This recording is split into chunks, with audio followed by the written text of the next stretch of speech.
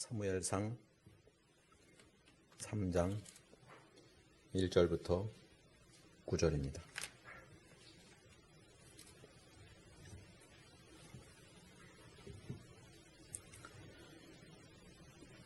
아이 사무엘이 엘리 앞에서 여호와를 섬길 때에는 여호와의 말씀이 희귀하여 이상이 흔히 보이지 않았더라.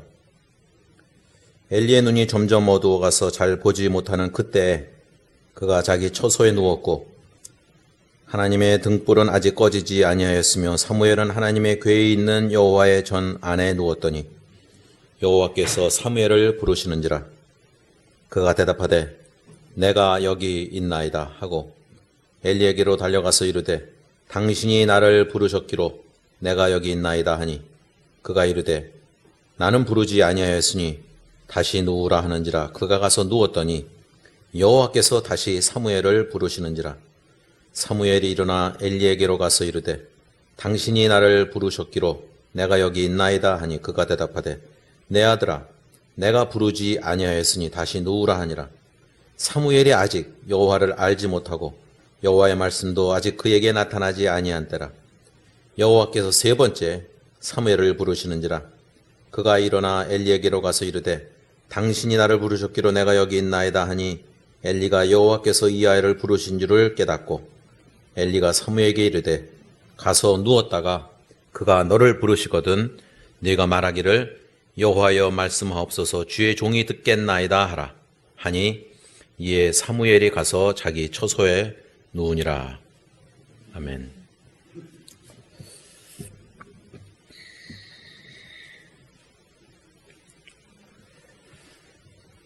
아주 오래된 미국 이야기 하나가 있습니다. 어떤 젊은 농부가 밭에 있다가 이 하늘을 봤는데 구름의 모양이 참 묘했습니다. 이렇게 구름의 모양, 이게 글씨가 이렇게 나타나는 걸로 봤어요. 근데 그 글씨가 뭐냐면 알파벳으로 G, P, C라고 써져 있는 거였어요. 그 글자 모양을 보고 저게 무슨 뜻인가 이렇게 생각을 했어요. 그래서 이 사람 생각에 딱 드는 생각이 G는 go, 가라. P는 preach, 설교하라. C는 Christ, 그리스도. 예수 그리스도를 전하라. 가서 예수 그리스도를 전하라라고 하는 걸로 받아들였습니다. 그래서 바로 교회에 뛰어가서 교회 교우들에게, 집사님들과 이런 분들에게 다 이제 얘기를 했습니다. 내가 이렇게 부름을 받았다고. 그러니까 이제 그 젊은 농부의 열성에 감동해서 교회에서는 그 젊은 농부에게 이제 강단을 내어줬습니다. 근데 그 다음 주에 이제 그 설교를 맡겼더니 그 설교가 너무너무 길고 지루하고 앞뒤가 맞지도 않는 그런 설교였습니다. 그러자 사람들이 눈치 보면서 이제 가만히 있었어요. 이걸 어떻게 해야 되나. 근데 이제 한 빼짝 마른 노인 교인이 그 젊은 농부를 향해서 투덜거리듯이 말했습니다. 내 생각엔 그 GPC가 Go Preach Christ가 아니라 Go 가라, Plant 경작해라, C는 Corn 가서 옥수수나 경작해라라고 하는 뜻으로 그런 뜻이신 것 같다고 그렇게 투덜대는 거였습니다. 그 하나님의 부르심을 받았다고 생각했을 때 이렇게 착각하는 경우가 많이 있습니다. 하나님의 부르심을 받았다 그러면 꼭 뭔가 목사가 되고 아니면 장로가 되고 뭐 그런 걸로 생각을 하는데 실제로는 그렇지 않습니다. 모든 평신도들이 그리스도인이라면 다 부르심을 받은 것입니다. 사실은 특별한 게 아니죠. 실제도 그런 잘못 때문에 요 근래는 좀 덜하지만 한동안은 이런 목사라는 것을 직업으로 봤을 때 한동안 인기가 많았을 때가 있습니다. 과거 몇십 년 전에는 정말 고생하고 특별히 시골이나 이런 데서 고생하는 분들을 생각했는데 점점 70년대 이후에 교회가 커지면서 좋은 직업군으로도 나타났습니다. 신부들이 뽑는 그 선호도에서 굉장히 상위에 올라간 적이 있었습니다. 그래서 많이 지망했죠. 지금 벌써 세월이 많이 흘렀지만 제가 들은 걸로는 20년 전에 이미 LA에, 미국에 있는 LA에도 한국 목사님들이 1000여 명이 목회를 하지 않는데도 불구하고 그냥 1000명이 그냥 남아돈다고 그랬어요. 그리고 심지어 특별히 한국에서 이제 안수를 받지 못하는 분들이 미국에 와서 옛날에 뭐 원정 출산하듯이 목사도 미국에 와서 받아가는 경우도 있었어요. 그 지금 여러분들이 이 맥락에서 이해가 되지 않는 부분이 있을 거예요. 이렇게 소명 받았다고 GPC라고 받았다고 해서 강단을 해주는 거 사실은 이제 침략에서는 그런 일이 사실은 많이 있었습니다. 그러니까 소명을 더 중심으로 여기기 때문에 부르심을 그게 가장 중요하긴 하죠. 하지만 그거와 결부해서 하나님께서 소명과 사명이 같이 붙어 다녀야 됩니다. 그래서 때로는 한국에서는 옛날에 그 침례교를 향해서 이단으로까지 얘기를 했었습니다. 왜냐하면 그것이 중요해요. 신학교로 나오지 않아도 부르심이 있었으면은 강단에서 설교를 할 수가 있었습니다. 그리고 목사 안수를 받는 것도 다른 장로교나 감리교나 이런 데보다는 조금 쉬웠어요. 교단을 통해서 하는 게 아니라 각 교회에서 모여서 자체적으로도 할 수 있습니다. 어떤 자격 요건을 어떤 뭐 학력이나 뭐 이런 거 따지지 않고. 지금은 이제 양상이 다르죠. 또 한 가지 묘한 것은 여러분들 아시겠지만 이런 뭐 이단이나 뭐 이런 거 나올 때 거기 보면 그 묘하게도 거기 침례자가 주로 다 들어가요. 그는 다른 부분인데 임에도 불구하고 그런 경우가 많이 있었습니다. 오늘 말씀도 우리가 사무엘상을 지금 읽고 있는데 생명의 삶에서 하나님의 부르심에 관한 것입니다. 당시에 사무엘은 소년에 불과했습니다. 사무엘하고 부르는 그 음성을 엘리가 부르는 것으로 착각했습니다. 몇 번을 되풀이한 후에 엘리가 사무엘에 드린 것이 하나님의 음성인 줄을 눈치채고 마지막 절에 보면 대답하라고 일러줍니다. 그러자 이제 말씀하소서 당신의 종이 듣겠나이다라고 하는 부름에 응하는 말씀이 나옵니다. 사람들 가운데는 특별히 그리스도인들 가운데는 부르심에 응하지 않고 도망 다니던 사람들이 꽤 있습니다. 하지만 그 반면에 하나님의 음성도 잘 분별해야 됩니다. 좀 전에 제가 예를 들었듯이 잘못 듣는 경우도 허다하기 때문입니다. 간혹 뭐 사업에 망하고 또 뭐 여러 가지 그 고초를 겪은 사람들을 향해서 이제 당신이 이제 하나님이 부르시나 보다 이렇게 얘기하는 경우를 여기서는 못 봤지만 저 미국에서는 정말 많이 있었어요. 그래서 군소 신학교들이 정말 난립하는 경우가 정말 많습니다. 특별히 LA 같은 데는 좀 웬만한 큰 교회는 그 교회마다 신학교가 자체적으로 갖고 있는 데가 정말 많아요. 그래서 사회에 문제가 되는 경우도 많이 있습니다. 언젠가도 한번 예화로 제가 드린 적이 있는데 저는 그게 잊혀지질 않아요. 1993년에 텍사스 웨코에서 일어난 사건입니다. 중계방송을 해줬었는데 데이빗 코레시라고 하는 사람입니다. 히브리 네임을 가져 나중에 자기가 이름 바꾼 겁니다. 원래 이름은 그게 아닌데. 근데 이 사람은 일반 교회를 다니다가 그리고 저 안식교로 갔다가 그러고서 이제 이단에 빠졌습니다. 그러고서는 그 웨코란 데서 한 70여 명의 자기를 따르는 추종자들과 함께 52일 동안 FBI하고 경찰을 비롯한 FBI하고 대치하다 그때 막 탱크도 동원되고 그랬어요. 그걸 다 중계방송 해줬습니다. 하다가 그게 안 되니까 결국은 다 불질러고 불에 다 죽었습니다. 아이들도 다 죽었고 그 중에 어린이만 17명이었습니다. 그 데이비 쿠레시라는 사람은 불우한 깨어진 환경 속에서 어릴 때 교회를 다녔고 그리고 안식교회를 다니다가 목사의 딸과 결혼하겠다고 했다가 쫓겨나서 그런 길로 엉뚱한 집단에 들어가게 됩니다. 거기 보니까 다 또 거기서는 또 안식교에서 쫓겨난 사람들만 모여 있었습니다. 그러니까 안식교도 우리가 이단이라고 그러는데 거기서도 쫓겨났으니 정말 대단한 사람들이었습니다.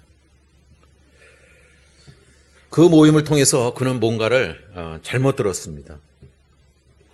그 원래 이름은 사실은 그 하웰이었는데 그것을 데이빗이라면 우리 식으로 하면 다윗이에요. 그리고 코레시라는 건 사이러스인데 그렇게 바꾸고서 다윗의 왕국을 꿈꾸다가 그런 비참한 참사를 만들어냈습니다. 이 사람뿐만 아닙니다. 1978년도에는 더 유명한 사건이 있습니다. 짐 존스라고 하는 사람 기억하시죠? 이 사람도 그 젊은 나이에는 정말 그 카리스마 있고 그런 교인이었습니다. 그 말도 잘하고 뭐 그러다가 인민사원이라는 거를 만들어서 자기 추종자들과 함께 자기의 그 왕국 그 피플스 템플이라고 하는 인민사원을 해서 남아메리카에 있는 가이아나에 자기의 그 마을을 만들었어요. 자기 왕국을 만든 거죠. 이름하여서 자기 이름 따서 존스타운이라고 그랬어요. 거기에 미국 하원까지 불러와서 문제가 생기니까 그러고선 대치하다가 거기서 모두 다 자살을 했습니다. 어마어마한 사건들이죠. 우리에게는 오대양 사건이라는 거 있죠. 아마 1987년도 그때 그런 사건이 있었습니다. 이런 사회 문제들이 자신은 부름을 받았다고 생각하는 착각 가운데서 일어난 것이었습니다. 사실상 부르심이란 것은 교회의 헬라어 의미는 부르심을 받은 자들의 모임이라는 것을 우리가 잘 알고 있습니다. 그렇다면 아까 말씀드렸다시피 우리 한 사람 한 사람이 다 사실은 부르심을 받은 거라고 볼 수 있습니다. 따라서 하나님의 음성을 들을 때 유념할 것들이 사실은 몇 가지 있습니다. 그것은 하나님께서 부르실 때는 하나님의 말씀에 근거해서 부른다는 것입니다. 그냥 꿈에 갑자기 나타나고 아니면 구름 보고 뭐 이런 그런 걸 더 영적이라고 생각하는 사람이 있을지 모르지만 하나님의 말씀에 근거해서 부르신다는 것입니다. 그리고 하나님의 말씀이 성령 가운데서 우리에게 다가온다는 것을 깨달아야 됩니다. 왜냐하면 이게 착각이 아닌가. 그리고 제가 친하게 지내던 분도 그랬어요. 미국에 지낼 때 난데없이 교회 잘하고 계신데 제 또래 분이었어요. 갑자기 반포로 간대요. 그래서 반포를 왜 가냐고 그랬더니 하나님의 뜻이래요. 뭐가 있냐고 그랬더니 아무런 연고도 없고 반포로 가라 그랬대요. 한 2, 3년 고생하다가 그냥 다시 미국으로 돌아왔습니다. 그 교회는 교회대로 엉망진창이 됐고 갑자기 목사님이 무책임하게 떠나버리니까. 이런 얘기 주변에 정말 많이 있습니다. 그리고 또 한 가지는 이것이 오늘 말씀의 주제라고도 볼 수 있는데 하나님께서 부르실 때는 이 능력도 주시고 은사도 주신다는 것입니다. 그냥 막 되는 대로 하는 것이 아니고 사람들이 하나님의 음성을 다른 사람들을 설득하기 위해서 속이거나 악용하는 경우도 있습니다. 그 카리스마 있다고 하는 사람들이 때로는 그런 경우를 그거는 일종의 좀 극단적인 표현으로는 사기죠. 그것처럼 쉬운 말이 없거든요. 뭐 사람하고 얘기할 때 하나님께서 이렇게 뭐 나타나셔서 하나님께서 말씀해 주셨다 그러면 뭐 목사가 누구건 그 사람한테 할 말이 없습니다. 본인이 들었다는데 어떻게 해요? 교회 일을 하다가 싫으면 그렇게 얘기해요. 나 기도해 봤는데 하나님께서 원치 않는다고 얘기를 해요. 그게 어느 하나님인지 잘 모르겠지만 그런 분들한테는 설득의 여지가 없습니다. 물론 우리가 하나님의 음성에 하나님의 부르심에 순종할 때 모험이라고도 여길 수 있습니다. 성경 구약에 나오는 인물들도 사실은 그러했습니다. 뭐 예레미야도 그랬고 뭐 이렇게 모세도 그랬고 하나님께서 부르실 때 거부하는 현상들이 다 있습니다. 모든 헌신에는 사실상 위험 부담이 있습니다. 직장을 선택할 때도 새로운 사업을 시작할 때도 자신의 일에 대해서 헌신하고자 할 때 100% 안전한 길이라고 시작할 수 있는 일은 없습니다. 주님의 부르심에 응하는 우리의 태도도 똑같습니다. 하나님, 제가 지금 하나님 말씀 들으면 먹고 사는 거 책임지시고 자녀 교육 등 나는 가만히 있어도 알아서 하실 것이죠? 그러면 제가 따르겠습니다. 이런 말도 안 되는 생각을 사람들이 많이 합니다. 실제로 이런 일들은 현실 속에서 일어납니다. 어느 정도 자기가 살아가면서 하나님의 뜻과 세상과 어떤 좀 잘 타협을 하면서 살아갈까 하는 생각들을 합니다. 그런데 하나님께서 부르셨을 때, 또 예수님을 따르고자 할 때, 예수 그리스도는, 예수님께서는 뒤를 돌아다보지는 적합치 않다고 말씀하십니다. 그런데 그렇게 부름받은 일꾼, 부름받은 자가 생각해야 될 몇 가지 단어가 있습니다. 과거 제가 오래전에 여기서 제가 그때 2가지 정도를 얘기했는데 그와 더불어서 한 가지 더해서 3가지를 오늘 다시 한번 말씀드리고자 합니다. 이건 외우기도 쉬워요. 알기도 쉬워요. 영어의 A니까. 첫 번째는 able입니다. able. 다른 말로 하면 영사람은 ability죠. 능력입니다.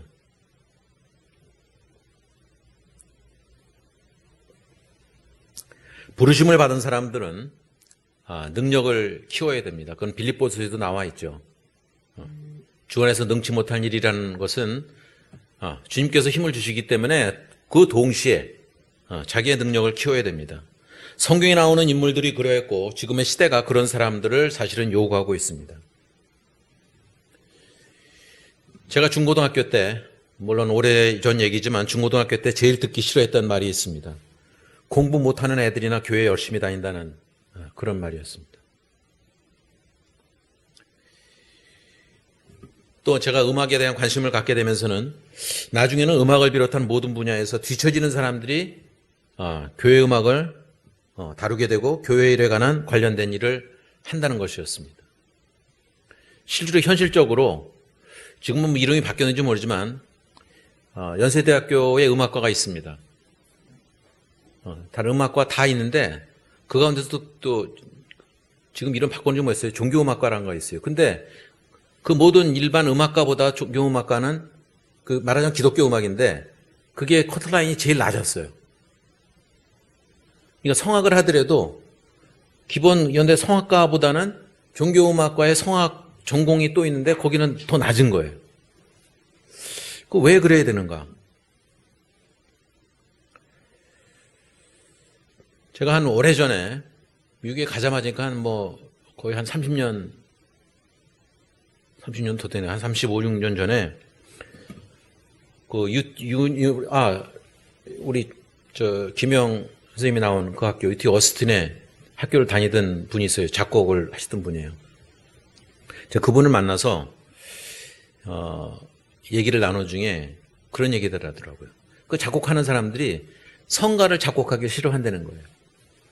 이유는 성가를 작곡하는 거는 일반 음악을 작곡하지 못하는 사람들, 실력이 뒤처진 사람들이 그거 한다는 거예요. 제가 왜 뭐라고 보내느냐면 시편이 우리 성경에 150편이 있습니다.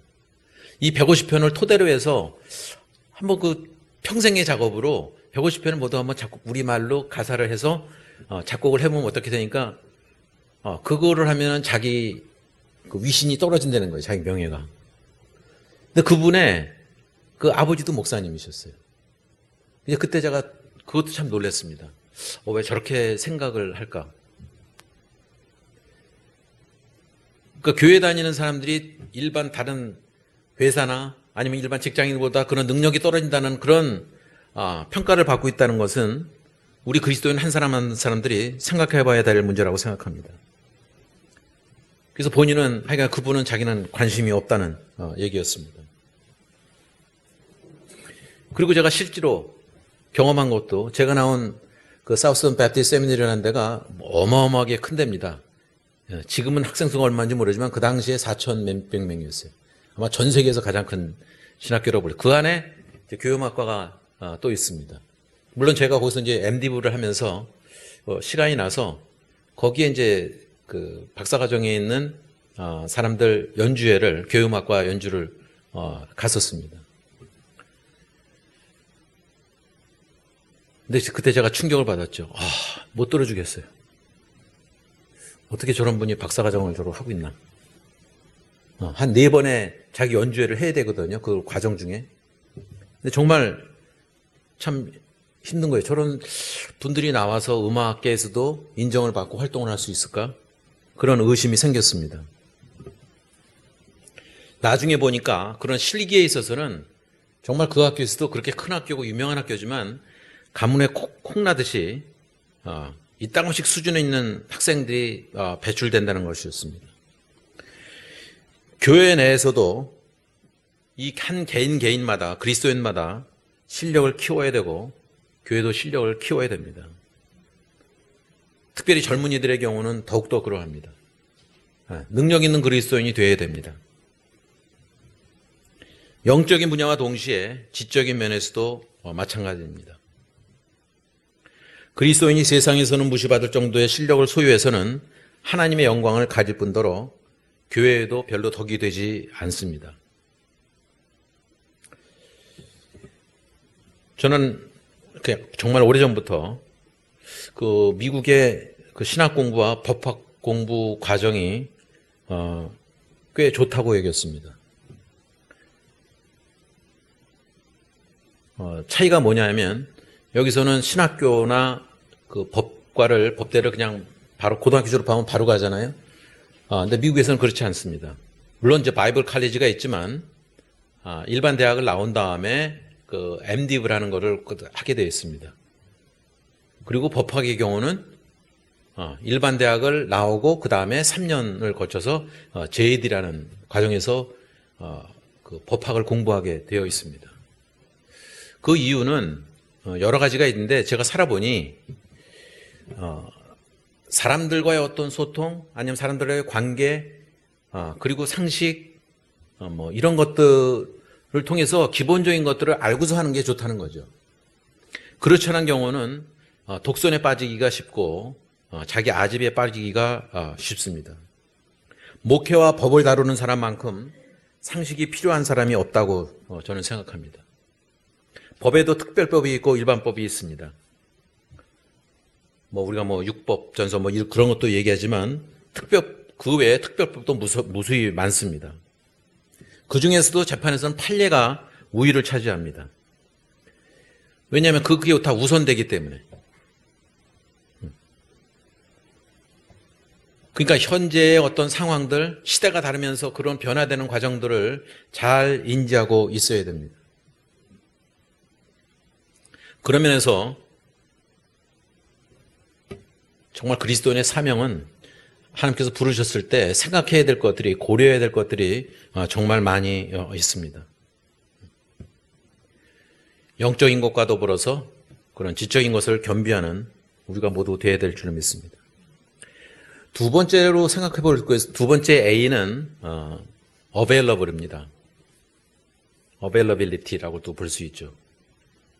그건 뭐냐면 아무리 실력이 있고 똑똑한 사람이더라도 필요할 때 사용되지 못하면 소용이 없습니다.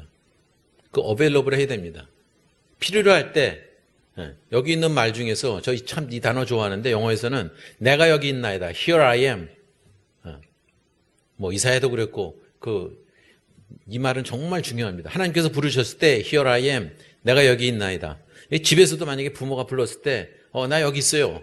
라고 하는 건 기쁨을 주는 말이 없을 것입니다. 내가 여기 있나이다. 하나님께서 부르셨을 때 내가 여기 있나이다. 나를 사용하여 주시옵소서. 오늘 말씀과 똑같습니다. 말씀하옵소서 주의 종이 듣겠나이다. 듣고 하겠다는 거죠. 어벨러블 한 거예요. 하나님께서 쓰시고자 할 때 쓸모있는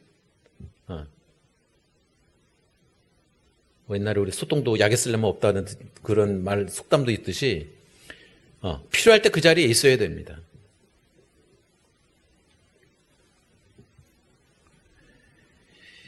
이것이 다소 과장이 들어간 해석일지 몰라도 자기가 갖고 있는 모든 실력이 갖추고 준비되어 있다는 의미보다는 하나님께서 알아서 사용하라는 의미가 더 큽니다. Here I am 그랬을 때 내가 여기 있나이다.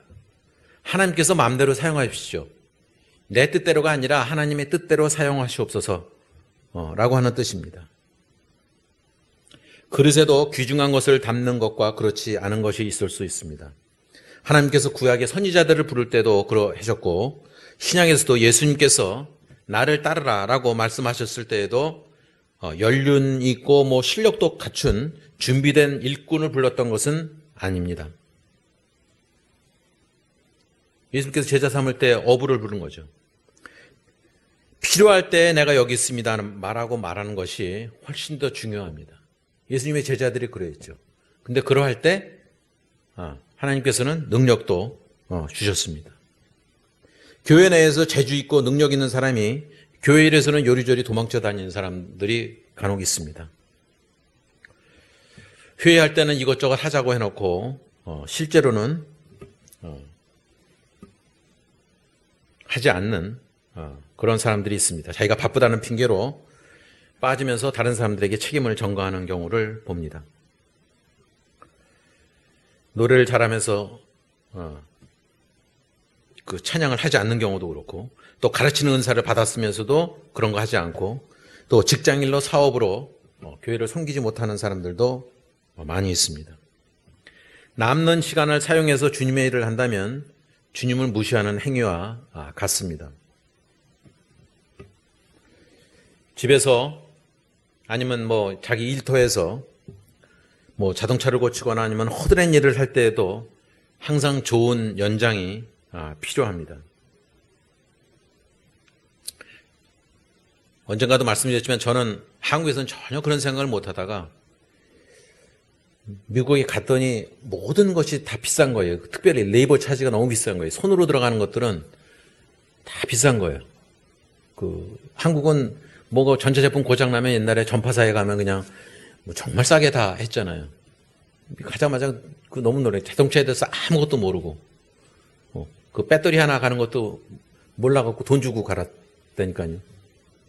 그건 정말 이렇게 스크루 드라이버로 그냥 몇 번만 10mm짜리로 그냥 돌리면은 가를 수 있는 건데 그것도 몰랐어요. 그래서 하다 보니까 돈은 없고 이게 안 되겠다 싶어서 지금은 상황이 바뀌었지만 옛날에는 미국에 이런 두꺼운 7톤이라는 그 책이 있어요. 자동차 고치는.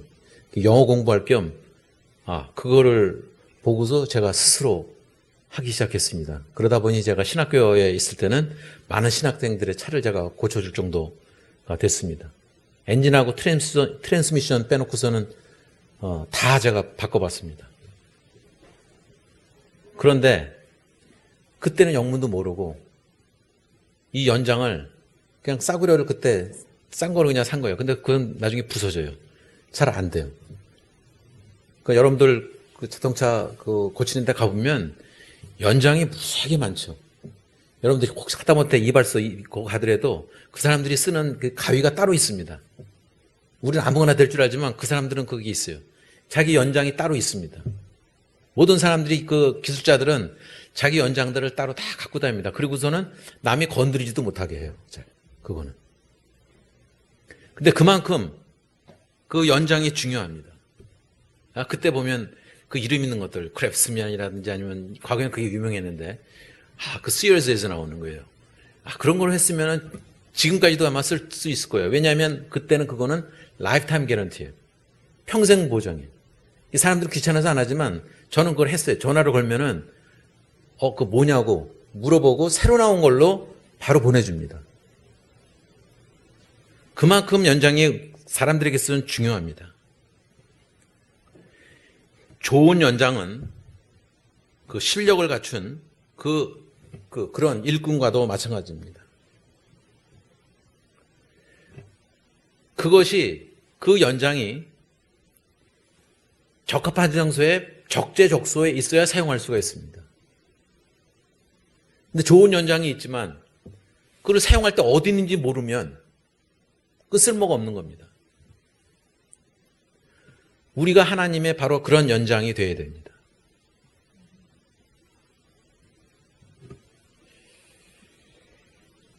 아무리 좋은 연장이 있더라도 필요할 때 내 수중이 없으면 다 헛것입니다. 괜히 양만 오릅니다. 그 어찌 보면 우리가 그렇게 될 때 하나님과의 관계 속에서 우리는 하나님의 약을 올리는 결과를 낳고 말 것입니다. 여러분이 실력을 갖추었다면 그에 응하는 하나님의 부르심에 답을 해야 됩니다. 그래서 제가 오늘 그 제목을 부르심과 맡기심이라고 했어요. 뭐 좀 더 쉬운 말로 하면 소명과 사명이 오히려 더 맞을지 모르죠. 하지만 하나님께서 우리에게 소명을 주셨을 때는 사명도 같이 주시는데 그거에 합당한 일을 하게끔 하신다는 것입니다. 하나님의 일은 우리가 다소 미흡하더라도 하나님께서 일하실 때는 그에 맞는 일들을 하나님께서 다 불러주십니다.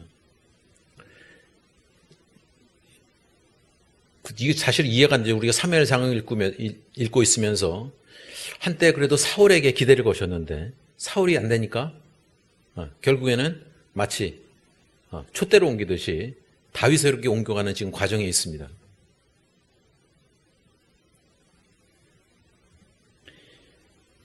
하나님께서는 그렇게 그때그때 필요한 일들을 하시고 그 사람을 부르신다는 것을 우리가 볼 수 있어야 됩니다. 창세기 27장에 보면 이삭이 에서를 축복하는 장면이 나옵니다. 잘못된 해석을 경계해야 되겠지만 일단 맏아들 에서가 사냥하러 간 사이에 리브가가 야곱을 이삭에게 들여보내서 장자권을 빼앗습니다. 다른 것은 몰라도 오늘 본 말씀에 비추어 보면 available 한 것이 굉장히 중요하다는 것이죠. 그때 그 자리에 있어야 됩니다. 그만큼 중요한 것입니다. 삶이 바뀝니다. 하나님께서 필요로 하실 때 내가 여기 있나이다 라고 답을 할 수 있어야 됩니다. 마지막으로 세 번째 A란 것은 액티브라고 볼 수 있습니다. 액티브. 능력도 있고 시간도 있는 사람이 열정도 없고 일도 하지 않으면 이 또한 문제가 심각합니다. 그런 것을 다 받았음에도 불구하고 하지 않는 하나님의 부르심에는 부지런함이 뒤따라야 됩니다. 저는 그리스도인에게 있어서 게으름도 하나의 죄처럼 여겨집니다. 따라서 저 자신이 항상 그런 죄책감에 시달려 살고 있지만 그런 까닭에 제가 좋아하는 말씀 중에 하나가 잠언 6장 9절에서 11절입니다. 게으른 자여 네가 어느 때까지 눕겠느냐? 네가 어느 때 잠이 깨어 일어나겠느냐? 좀 더 자자, 좀 더 졸자, 손을 모으고 좀 더 눕자 하면 내 빈궁이 강도같이 오며 내 곤핍이 군사같이 이르리라. 깨어 있어야 됩니다. 물론 이거에 반하는 하나님의 말씀도 있어요. 시편에 보면은 하나님께서 사랑하는 자에게 잠을 주시는다. 그래갖고 잠을 막 하루 종일 자면서 이게 하나님 말씀을 내가 지키는 거라고 착각하면 그것도 곤란합니다.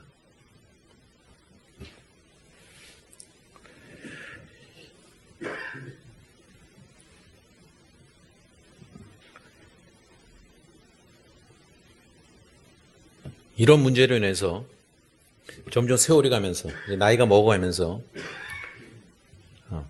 이제 친구들 다 이제 다 은퇴하고 이러면서 그냥 뒷방 늙은이로 살아갈 것이냐, 아니면 나이 들어서도 하나님께서 부르셨고 지금 이 시간에 이 시점에 나한테 맡겨주신 것은 무엇이냐고 하는 질문을 자기 스스로에게 계속 해야 됩니다.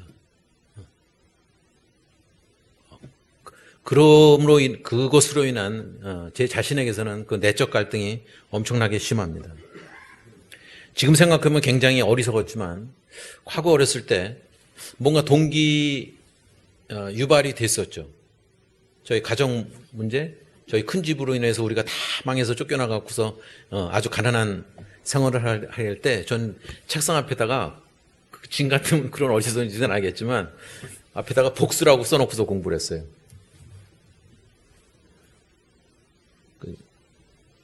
너무 그게 원망스러웠어요. 그렇다고 사과를 받아본 적도 없고, 그 집은 잘 됐고 우리는 너무너무 비참하게 살고, 그래서 거기다 써놓고서 힘든 과정을 이렇게 겪어가면서 공부가 되든지 안 되든지 그냥 책상 앞에서 16시간을 제가 앉아 있었어요. 그냥 의자에. 한 잠자고 밥 먹고 위에는 그냥 그 의자에 앉아서 졸더라도 거기서 엎드려서 이러고 존다고 생각했죠. 근데 세월이 가면서 그런 열정이 다 없어지는 것 같다는 그런 죄책감, 그런 부담이 있습니다. 근데 나중에 살다 보니 저보다 더한 사람도 뵀어요. 이 사람도 가정의 여러 가지 어려움 때문에 자기가 할 수 있는 일은 공부밖에 없다. 검사가 되겠다고 해갖고 엉덩이에 진물이 났대요, 그분은. 저는 진물까지는 안 났는데 엉덩이에 진물이 날 정도로 공부를 했어요. 그래갖고 나중에는 이제 검사가 되고, 우리 장관님 아실지 모르지만 검사가 되고 나중에 변호사가 되고 신학교에서 만났는데 이제 목사가 됐죠. 그리고 이제 여기서는 인권 변호사로 활동도 하고, 그 다음에 그때 안기부하고 소송을 걸어갖고 그 당시에 그 안기부하고 소송을 해서 이긴 걸로 해서 뭐 신문에도 나고 아주 유명한 사람이 됐습니다. 나중에 얘기를 들어보니 자기는 엉덩이에 진물이 났다고 그러더라고요. 그런 열정이 사실은 나이 들어가면서도 세월이 흘러도 그런 것이 있어야 됩니다. 하물며 지금 이 세대는 사실은 그 과거 1970년대, 80년대하고 많이 달라지지 않았습니까? 어느 정도 경제적으로 부유해졌고 또 세계적으로도 이제 한국이라는 위상이 지금 많이 바뀌었습니다. 그래서 이미 오래전부터 3D라는 직업에 대해서는 젊은이들은, 한국 청년들은 안 하려고 그러고 외국 사람들이 와서, 외국 노동자들이 와서 하려고 그러고, 그 세태가 많이 변했지만 하나님을 향한 그런 열정이 그래서 식어가는 거 아닌가라는 안타까움이 있습니다. 따라서 그런 문제들은 나이가 먹어가면서도 똑같아야 됩니다. 저는 이게 미련한 생각이었죠. 저 어렸을 때는 대학교에서 교수들이 자꾸 휴강하고 딴짓하고 그러면은 우린 늙어서 저러지 말아야지, 우리가 나이 먹으면 저러지 말아야지 라고 하는 반성을 정말 많이 했는데 이 시점에 와보니 저희 세대가 더 나쁜 짓을 하고 있고, 저희 세대가 과거에는 순수했던 그런 마음조차도 사라져가는 그런 세대 속에서 우리가 젊은이들을 하고 대하고 있는 거 아닌가라는 그런 자괴감마저 드는 경우가 있습니다. 우리는 지금 현재 감동이 메말라가는 시대에 살고 있습니다. 사람끼리도 신뢰하지 못하고 점점 더 황폐해져가는 세상에 살고 있습니다. 그리스도인들이 별로 영향력을 발휘하지 못하고 있습니다. 과거에는 그래도 그리스도인이라고 그러면, 또 과거에는 그 목사라고 그러면 그래도 기본적인 신뢰를 줬는데 지금 그렇지 못한 경우가 많죠. 뭐 성폭행을 하는 목사가 없나, 뭐 별 나쁜 짓을 다 하는 분들이 물론 특별히 더 뉴스에 두드러지게 하는 경우도 있지만 정말 그런 면에서 반성해야 될 것들이 정말 많이 있습니다. 그리스도인들이 다른 사람들보다는 그런 영향력을 더 발휘해야 됩니다. 한때 영국의 국회의원이었던 윌버포스라는 사람은 기도 중에 노예 제도 폐지의 꿈을 꾸게 됐습니다. 그때부터 사실은 그에 대한 대가를 치릅니다. 장장 18년 동안 준비하고 동료들을 설득했습니다.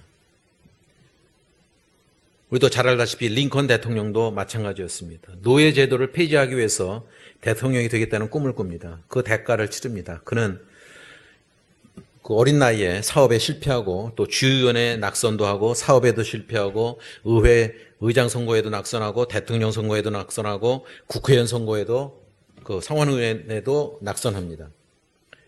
부대통령 선거에도 낙선합니다. 그리고 드디어 대통령에 당선됩니다. 그냥 거저 얻은 것이 아니었습니다. 우리가 아는 거는 국회에서 단 거기에 있는 그 의자에 딱 앉아 있는 그 동상을 연상할지 모르지만 거기까지 오기까지의 그 고통은 정말 상상할 수가 없습니다. 꿈에 대한 중요한 대가란 것은 우리의 열성입니다. 우리가 그만큼 그거를 해야 됩니다. 부르심을 받은 그리스도인으로서 여러분의 삶은 어떻습니까? 고장나 있으면 안 됩니다. 검이 녹슬면 소용이 없습니다. 마치 우리가 부엌에서 칼을 쓸 때 칼갈이가 있듯이 그때그때 갈고 있어야 됩니다. 계속해서 그리스도인으로서 실력도 키우고 부르실 때 내가 여기 있나이다 라고 하는, 또 하나님께서 불러주셨을 때 하나님께서 뭔가를 맡겨주셨을 때 그 헌신에 부응하는 근면성을 가져야 될 것입니다. 그리스도인으로 살아가면서 하나님의 자녀로서 살아가면서 대가 없는 그런 꿈과 비전은 없습니다. 말씀을 준비하면서 한 가지 옛날 봤던 영화 중에 감동적인 영화가 생각났습니다. 혹시 여러분들 패치 아담스라는 영화 기억하십니까? 1999년에 개봉된 영화였습니다. 원래 이름은 패치가 아니죠. 패치라는 영화의 뜻은 뭔가 수습하고 조정하는 겁니다. 그러니까 뭔가 고쳐서 낫게 하는 거죠. 마치 여기 옷 같은 거 찢어졌을 때 여기 땜질을 하는 거, 땜빵, 뭐랄지 짜깁기, 그래갖고 온전하게 만드는 거를 그걸 패치한다고 그럽니다. 그러니까 이름을 그래서 패치 아담스라고 그랬어요. 이 사람은 어렸을 때 불우한 가정 환경에서 자라났습니다. 자살미수로 정신병원에도 감금됩니다. 삶의 방향을 잃고서 할 때 그 정신병원에 있던 동료 환자들로부터 그 영감을 받습니다. 그러고선 새 인생을 시작합니다. 그의 꿈은 사람들의 정신적인 상처까지 치유해주는 그런 것이었습니다. 그래서 버지니아 의과대학을 다니는데 원래 그 의과대학의 법이 3학년 때, 본과 3학년이 돼서야 환자들을 볼 수 있는데 그걸 어기고서 그 사람들을 돌봅니다. 그 사실을 학교 측에서는 뭐 난리가 났죠. 근데 그거 아랑곳하지 않습니다. 이 사람은 단지 의사로서가 아니라 클라운, 그냥 광대 역할을 합니다. 근데 그것이 효과가 나타나요. 사람들을 막 치료하는 거예요. 웃기고. 어떤 아이 그 장면이 생각납니다. 아이한테 이렇게 코 이렇게 꽂아놓고서는 막 웃게 만들고. 그게 사람이 자기의 체면을 생각하고 한다면 그렇게 할 수가 없는 것이었죠. 마치 그런 것과 마찬가지죠. 사람들의 핍박 여러 가지 그런 자기가 일을 함에 있어서 우리로서는 하나님의 일을 하면서 때로는 모욕도 받고 고통도 겪지만 이것이 내 일이다. 이것이 하나님의 일이다라고 하는 확신이 있었을 때 그 일을 감당할 수 있다는 거죠. 그 중에서 가장 유명한 말 중에 하나가 이것입니다. 자신의 감정을 마취시켜 삶의 기적에 둔해지지 말라. 우리가 감성적으로 이거를 하나님의 말씀을 받아들일 수는 없습니다. 때로는 영적인 것과 감성적인 것과 헷갈릴 때가 있지만 하나님께서 부르셨을 때 우리를 통해서 정말 상상할 수 없는 나중에 돌이켜보면 하나님의 기적이 우리의 삶을 통해서도 드러날 수 있다는 것입니다. 우리는 그 그리스도의 삶이라는 것은 그 연장선상에 있다고 생각합니다. 특별히 젊은이들에게는 그 연장선상이 더 길겠죠. 확률적으로. 저는 우리 모두가 그런 꿈을 키워나가는 하나님의 부르심과 하나님께서 맡겨주신 사명에 잘 부응하는 내가 여기 있나이다. Here I am. 그 대답을 언제든지 할 수 있는 우리 모두가 될 수 있기를 예수님의 이름으로 축원합니다. 기도하겠습니다.